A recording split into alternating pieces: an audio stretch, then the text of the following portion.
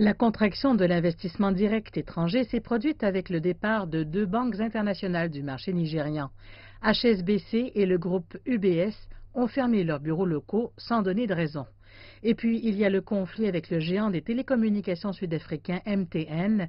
Le Nigeria souhaite que la société lui retourne 8,1 milliards de dollars de bénéfices qui auraient été rapatriés illégalement. Ceci en plus du fait que MTN a reçu l'ordre de régler une facture fiscale de 2 milliards de dollars. Nous devons en faire davantage, plus particulièrement dans la résolution des conflits lorsqu'ils surviennent, car nous avons eu quelques problèmes avec des investisseurs, mais je pense qu'en général, nous allons dans la bonne direction.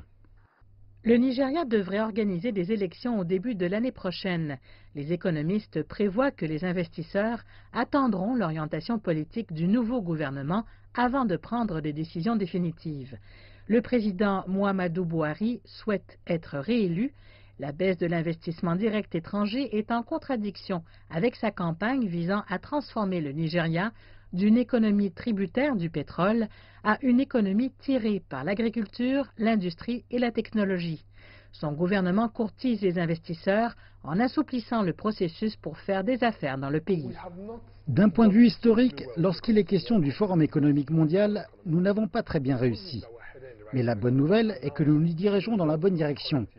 Ils viennent d'annoncer les résultats de l'année en cours et nous avons grimpé de 10 places, ce qui est un bon coup. Cela signifie que nous avons dépassé 10 pays, mais que le chemin à parcourir est encore long. La baisse de l'investissement direct étranger est le résultat d'une prévision pessimiste de la Banque centrale, selon laquelle l'économie pourrait retomber en récession. Des baisses marginales de la croissance ont été enregistrées au premier et deuxième trimestre de l'année.